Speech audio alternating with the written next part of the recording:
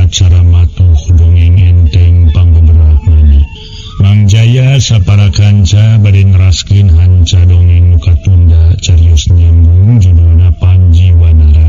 Ieu dongeng para mitra karangan Koswara ayeuna teh nincak bagian ka-7.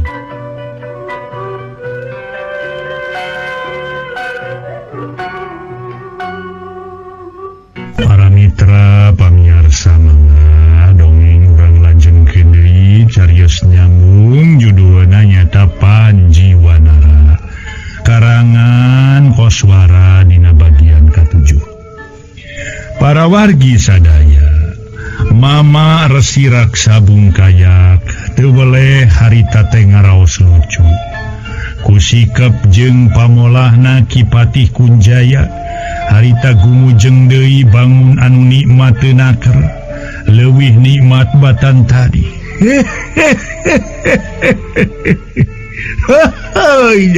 Nya ari maneh make jeung mangkarunyakeun ka kaula sagala Kipatih. Keun bae kaula mah yo teu perlu dipikarunya sagala. Da bisa keneh lempang.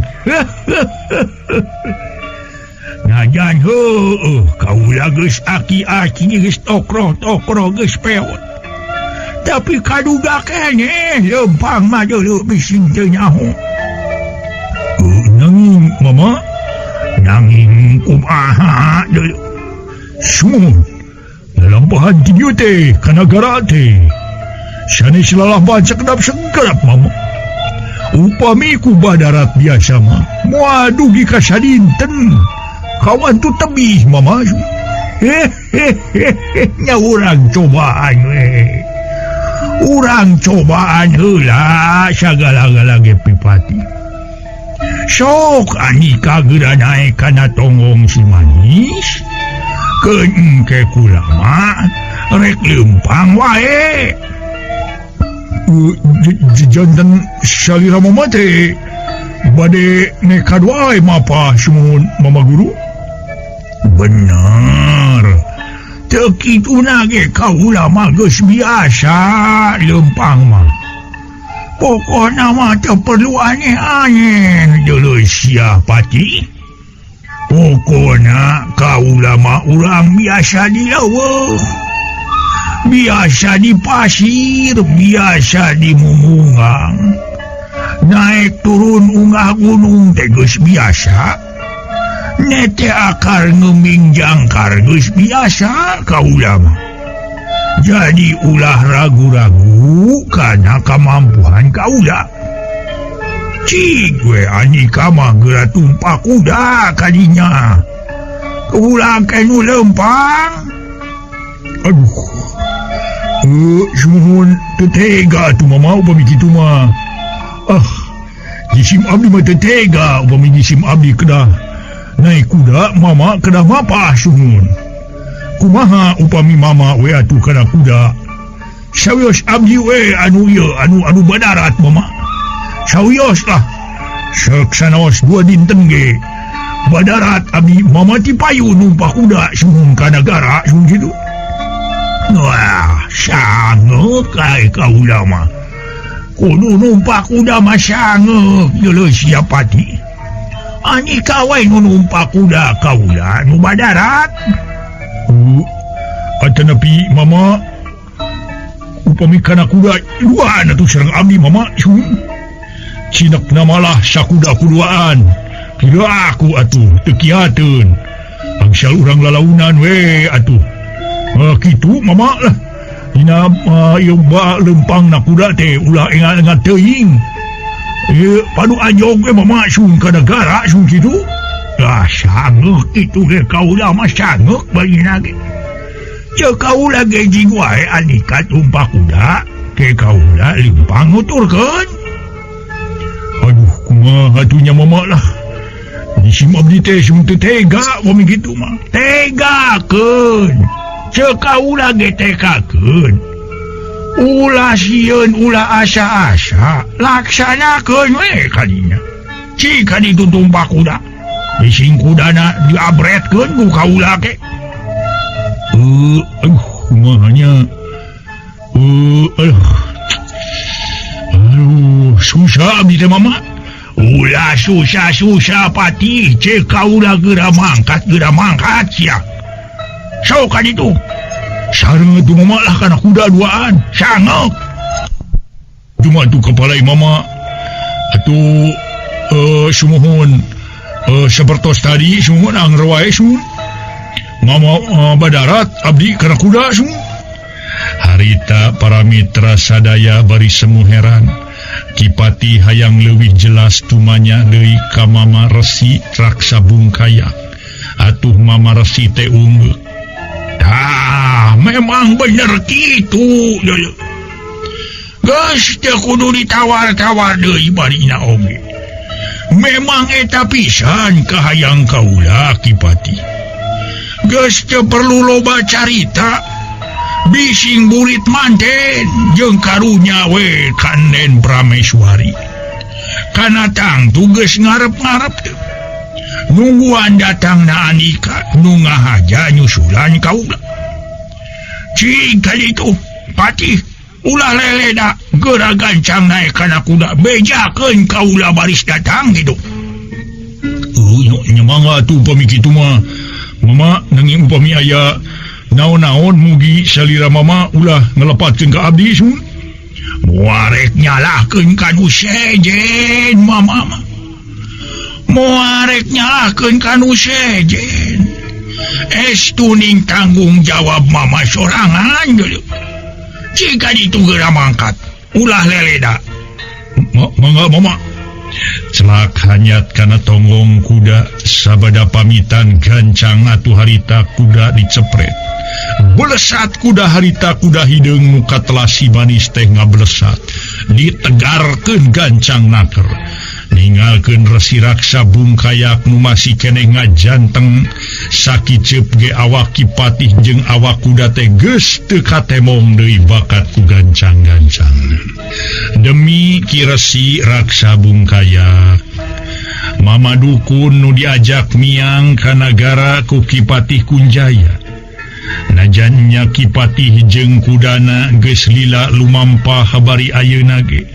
Apanan geus teu katemong tapi anjeunna masih keneh ngajajanteng di eta patempatan. Malah make jeung runya renyu sagala rupa ras inget.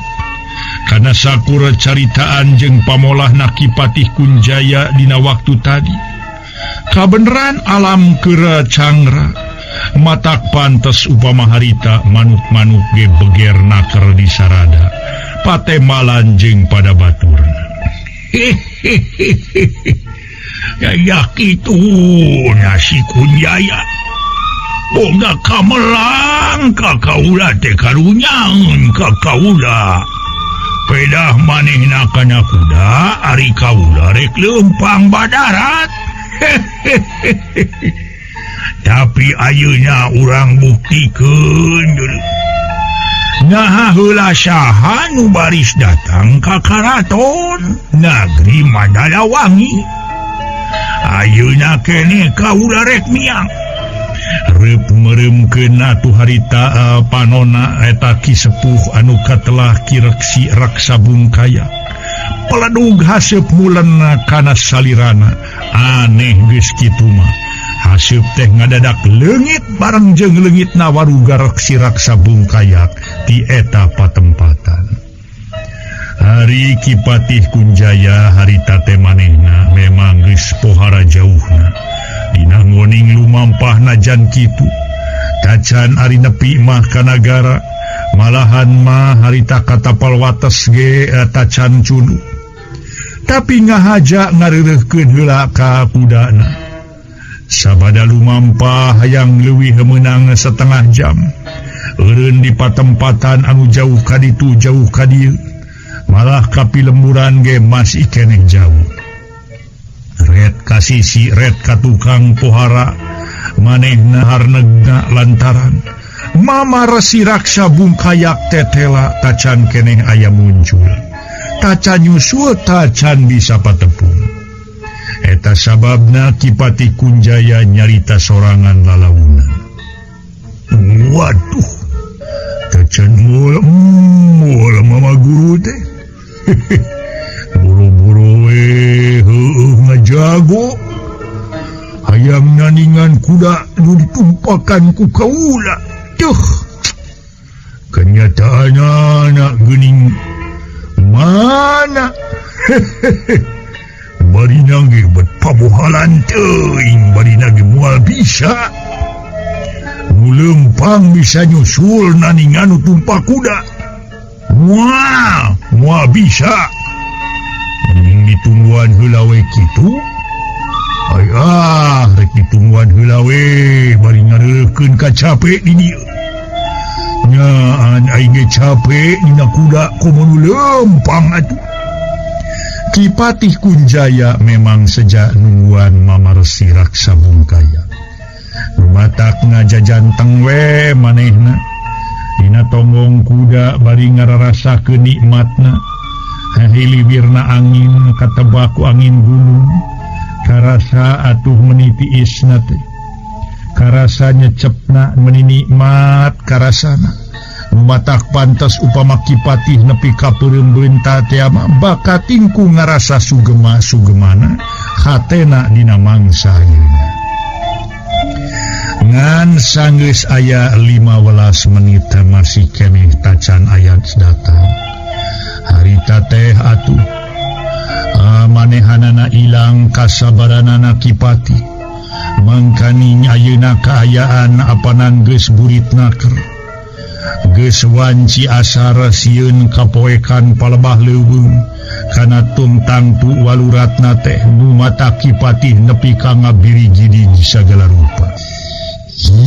Aduh, aing haruream teuing we nyaan kula mah ari kudu kapoekan di jalan mah komo munah kaburitan palebah leuweung amit-amit jabang bayi bae mama guru mah teu kitu nage anjeunna ge apanan lain jalma samanea mama guru mah disebut nage jalma dua manea kapoekan ge wal naon sigana mah beda jeung kaula rumasya tacan loba ilmu naon kaula mah matak mending ngeureueuh we geus gembleng mah Ki Patih Kunjaya yen anjeunna seja neruskeun deui lalampahanana ngaso heula para wargi sadaya ngaso.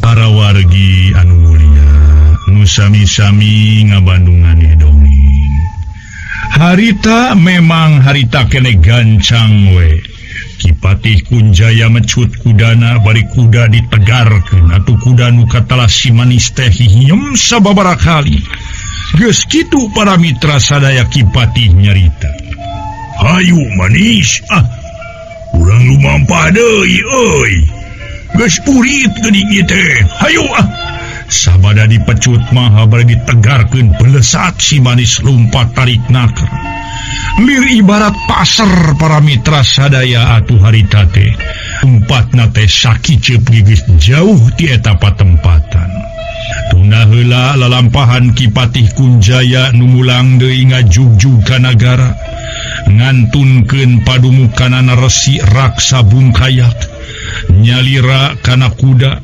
bari masih keneh tacanna uningaeuna kana kaayaan Resi Raksa Bungkayak nu sanyana. Atuh para mitra aku lantarana pemikir nama Resi Raksa Bungkayak teh tinggalin we dina lalampahanana pedah badara teu kana kuda kacaturkeun ayeuna para wargi anu mulia lalampahanana Kangjeng Raja Prabu Rangga Pandika jeung Patih Winata katut para prajurit nagara liana poe harita keur pating alasruk di jero leuweung Mandaraka disebutkeun leuweung tutupan leuweung Ganggong Simagonggong teh ngan atuh manehanana memang ningalkeun pasanggrahan nepi ka geus sore dina lumampahna moro bubujeng nganyak itu aneh nate sakitu geus meakeun waktu anu kacidalilana hampir sapoe jeput bubujeng teta can keneh bebenangan ngadatangkeun kaheran pikeun Kangjeng Raja anu matak harita atuh manehanana reus heula di tengah leuweung kabeneran aya anu lenglang bari ngareret ka Patih Winata lajeng Kangjeng Raja Prabu Rangga Pandika harita keneh para mitra sadaya sasauran. Patih Winata, aduh bangetnya heran kaula teh mangsa ayeuna mah Patih.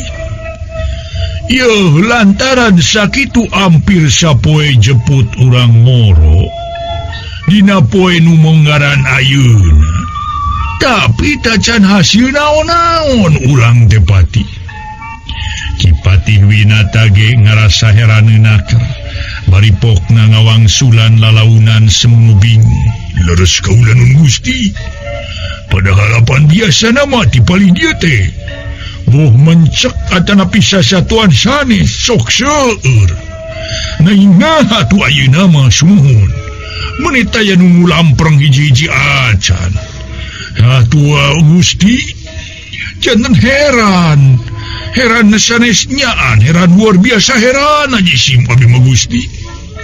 Nu mata kula ge bingung Patih. Jeung ngarasa heran pisan deui.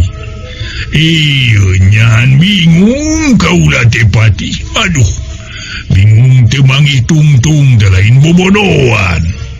Boro kaula teh geus janji kanu jadi pamajikan ka Permaiswari.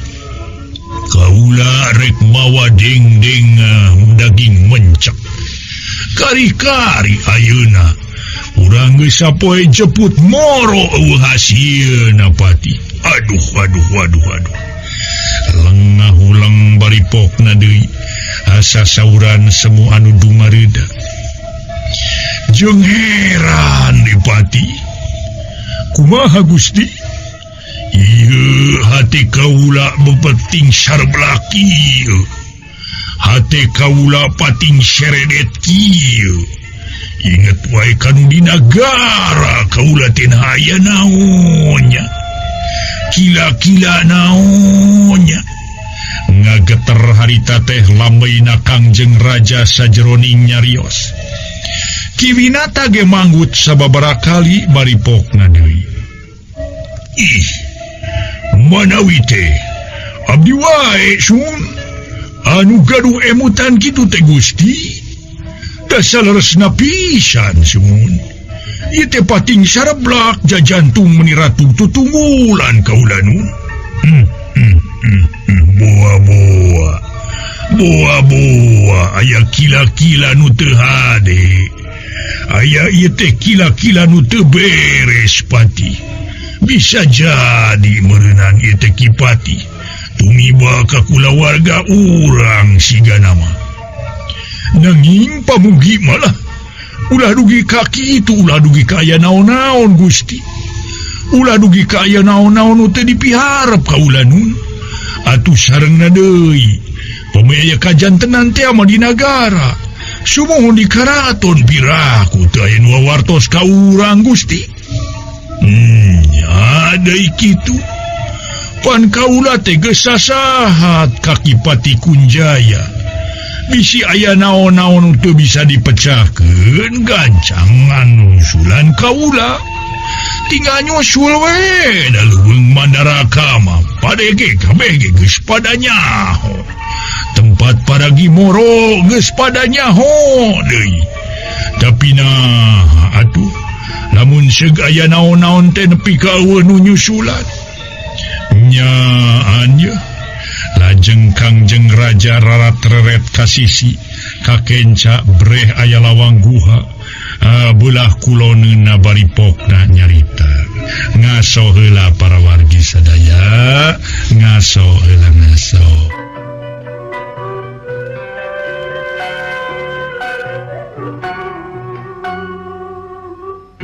Anu mulia sakumaha nu kauninga lajeng Kangjeng Raja ngareret ka kenca. Breh aya lawang guha apalih kuloneuna baripokna. Lamun teh salah pati, eta teh lawang guha jongrang mun teh salah makipati. Bener henteu pati, memang leres kaula nun. Malihan eta guha teh, sanaos lawangna alit dilebetna malega kaula nun. Malah upami teu lepat, di tempat masih kene sanget, seurjin iprit sareng gandarwo nu newo-newo semun. Kaula geus ngadengi beja kana eta kaayaan mapati. Kaula geus ngadengi beja. Kumaha tu pami urang wangsul deui we Gusti? Margi dipaksakeun ge bilih aya kajantenan anu teu dipiharep kaula nu. Kiwinata bari jeung marmir ngarasa keung ngajak mulang deui ningalkeun eta patempatan. Tapi kana pangajakna Ki Patih Winata mah pikeun Kangjeng Raja Prabu Rangga Pandika teu panuju. Wah, ulah wah Kapatih. Najan kumaha kaula ngarasa panasaran. Ai, tempo Patih tuh. Aya nu susurung kuyan palabah rungkun. Leres Gusti. Gening buta Gusti. Pada kitu buk lagi gimbal. Tetelana ker ebreh nu susurung kuyan palabah rungkun teh. Hiji makhluk jangkung badag warugana buta gandarwo. Dina kaya nu matak pikagilaeunaker. Ningali kana eta kaayaan pra-prajurit sadayana siap sayaga. Carincing pageuh kancing saringset pageuh iket. Kerek mentangkeun panah jeung ngalempagkeun tumak. Keur nganiaya eta gandarwo nu sakitu pikagilaeunana jeung pikasieunana.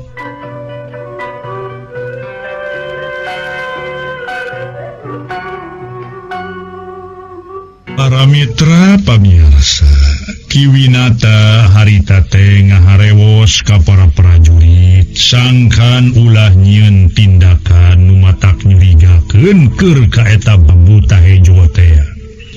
Babakuna mah bisi aya kajadian nu teu dipiharep, bisi eta buta atuh ambekeun lamun aya nu matak nyurigakeun teh mah. Sedangkan buta hejo anu pangawakanana jangkung badag, panon bolotot segede-gede jengkol, harita lempang beki deket gegag-gegag, hareupeun Kangjeng Raja sapara kanca, malah reg lempang na eureun tuluy ngagerem. Sorana handaruan matak pikasieun naker, atuh eta kaambe meuni bau hangru, estuning matak leneng lieur jeung hayang ongke kaayaanana. Wow. Wala kadaya manungsa. Reka marana maneh manungsa. Kenaon datang ka dieu ha? Kangjeng Raja Prabu Rangga Pandika ngareret ka Patih Winata kalayana pokna sasauran lalaunan. Winata, kadinya ajak ngomong ku Andika, kaula rek ngalalajoanan. Mangga Gusti. Ki Patih Winata terus maju salengka, terus ngajega hareupeun eta buta hejo.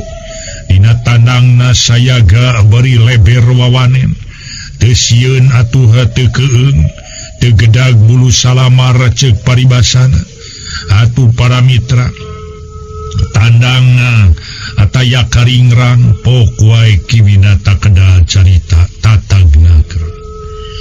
Memangnya kaula sapara kanca bangsa manusia. Kalayan pangna aya di ieu tempat, tayalian keur moro mencek. Tapi hiji ge can menang. Buru-buru ka menang, manggihan ge tacan dade. Nyaum nyaum nyaum. Eta buta kalah seuring ngagak-gak baripokna teh. Sorana ge tarikna keur. Kaula nyare ka Andika. Ulah maroro di dieu. Lantaran nepi ka irage. Moal menang mending geura baralik gajah. Baralik. Waktosna seep.